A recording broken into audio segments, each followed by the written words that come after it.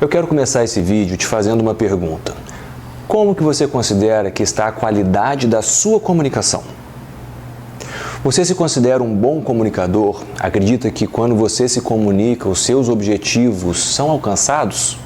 Ou você ainda acha que existe possibilidade de melhora, que você ainda pode aprimorar e desenvolver um pouco mais essas suas habilidades comunicativas?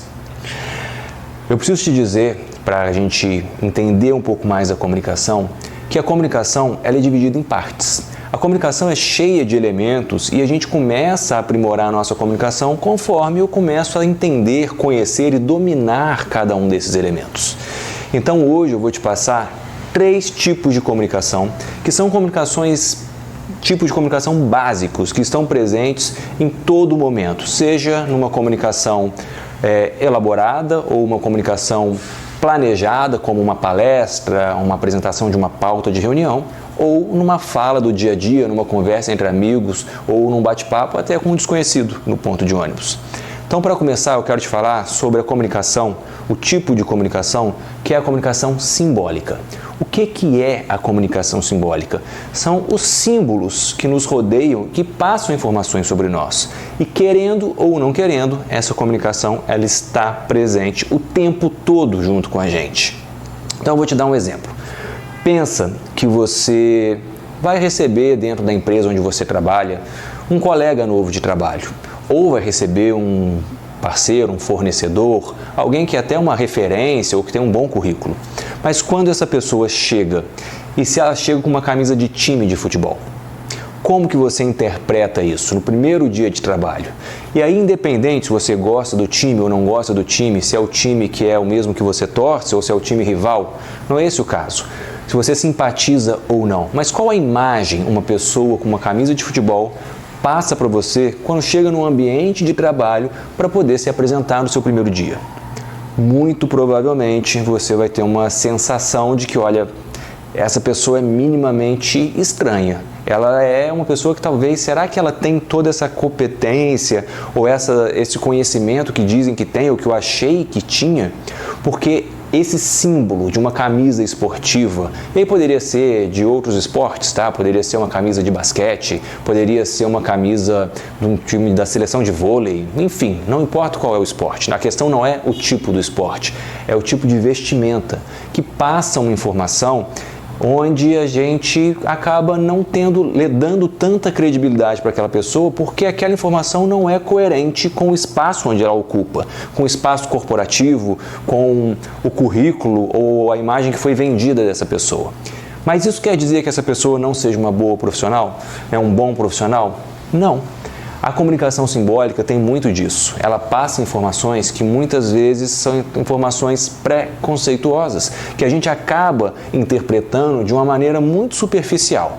Mas, se você começa a conhecer e dominar essa comunicação simbólica, a gente começa a ter a possibilidade de usá-la a nosso favor. Ela está presente, ela vai acontecer. Então, como que você vai se arrumar, se apresentar naquele ambiente que você pretende ir? É coerente? Não é coerente? Use isso de forma inteligente ao seu favor, tá? E aqui sem julgamento sobre o que é certo ou o que é errado, no sentido de ser bonito, ser feio, não é isso. O que eu quero que vocês entendam é, existe uma mensagem sendo passada, existe algo que vai ser transmitido com os símbolos que você usa. E isso vai ser nas suas roupas, isso vai ser no telefone que você usa, isso vai ser no carro que você chega dirigindo, isso vai ser no bairro onde você mora, tudo passa uma informação. Essa informação é o que a gente chama de comunicação simbólica. Informações que nos rodeiam, mesmo que a gente não queira ou que a gente ache que elas não são tão relevantes. De uma forma ou de outra, ela acaba levando algum tipo de informação para aquele seu ouvinte ou a pessoa que te conhece. O segundo tipo de comunicação é a comunicação verbal, ou seja, literalmente as palavras que eu escolho, as palavras que eu pronuncio. Então, o tipo de vocabulário que eu vou falar é um linguajar mais técnico ou é um linguajar muito mais informal? Você, por exemplo, utiliza muitas gírias? Você fala de uma maneira no trabalho ou com a sua equipe de trabalho, com o seu chefe, ou se você é chefe, com a sua equipe, da mesma forma que você fala com amigos ou que você fala quando você está num ambiente muito mais descontraído? Isso pode ser muito positivo se você quiser passar essa imagem de descontração, mas pode ser negativo se você precisar manter uma credibilidade, se você precisar passar uma seriedade maior. Então a questão é saber quais palavras utilizar no ambiente correto. Não existe certo ou errado, existe o melhor adaptado e aquela percepção que você conseguiu trazer sobre a imagem que você quer passar. Para a gente pensar melhor nisso, vamos levar um extremo. Pense num jovem, num adolescente que fala muitas gírias e vai participar de uma entrevista de emprego, por exemplo.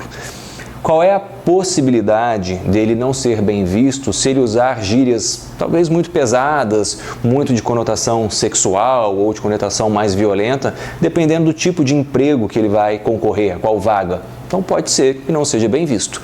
Então quando a gente fala em vocabulário, ou seja, na comunicação verbal, eu estou dizendo que é o que você fala, as palavras que você escolhe, e isso faz toda a diferença.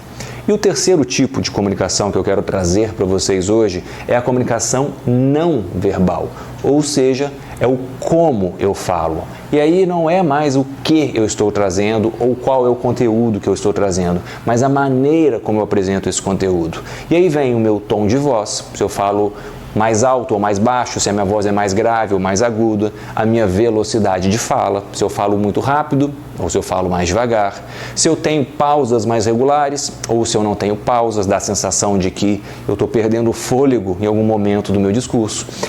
Então, a comunicação não verbal, além dessa parte de qualidade de voz, qualidade da emissão sonora, tem também a questão corporal. Como que eu me posiciono? Eu sou uma pessoa que quando eu falo com alguém, eu estou com os ombros bem posicionados, cabeça erguida?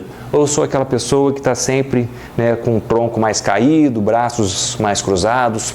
Tudo isso passa alguma informação e a gente precisa conhecer dessas informações, ou seja, o como a linguagem não verbal, as expressões faciais, o tom de voz impactam no meu ouvinte, porque essa é uma parte fundamental da comunicação.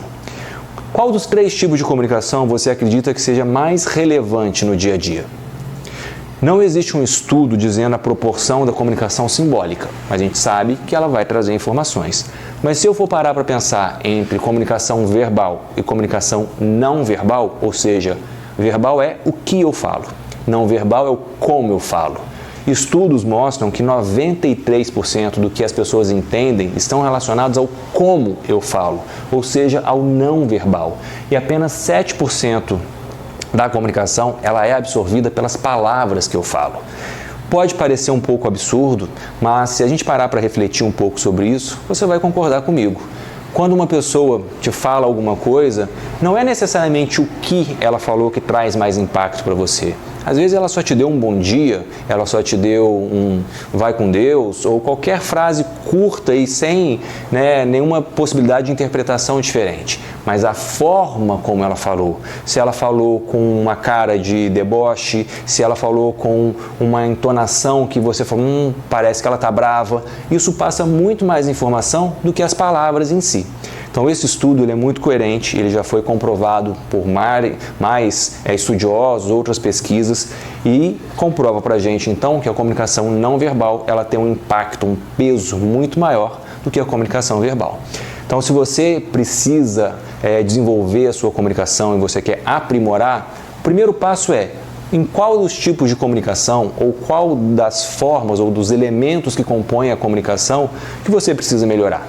Onde está a sua fraqueza, suas fragilidades e onde estão suas forças? Você vai ressaltar ou vai destacar mais aquilo que você tem de habilidades ou você vai tentar reforçar e compensar aquelas suas fragilidades? Mas onde estão suas habilidades e onde estão suas fraquezas dentro da comunicação? Se você não conhece isso, se você não fez uma autoavaliação, se você não tem essa percepção, fica muito difícil de saber como melhorar a comunicação. Claro, é na prática, mas essa prática precisa ser uma prática direcionada e muito bem embasada. Então, fica aqui algumas dicas para que você possa começar a perceber melhor a sua comunicação e a partir daí também desenvolver essa habilidade. Esse vídeo é um material complementar ao e-book Simplificando a Comunicação, e-book no qual você vai encontrar ferramentas de autoavaliação, 3 passos para se tornar um comunicador de sucesso, dicas práticas e úteis que você pode aplicar no seu dia a dia, além de uma ferramenta exclusiva criada por mim para essa metodologia, que vai te ajudar a elaborar e planejar os seus momentos de fala, suas apresentações em público. Se você tem interesse em desenvolver a sua comunicação, dá uma olhadinha aqui nos comentários que vai ter o link fixado ali para que você possa checar mais de perto, esse material.